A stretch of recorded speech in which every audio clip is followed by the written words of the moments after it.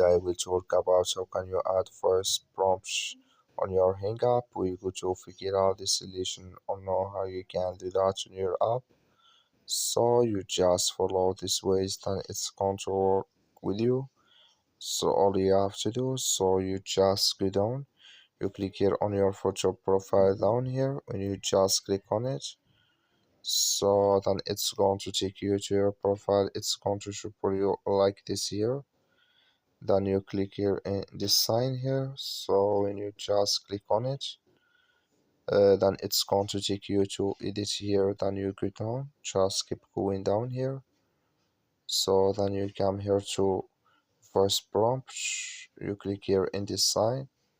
So then here you add prompt voice in this list on your Hang app. Also, thank you for watching. Don't forget to support us by liking, subscribe. Thank you for your watching.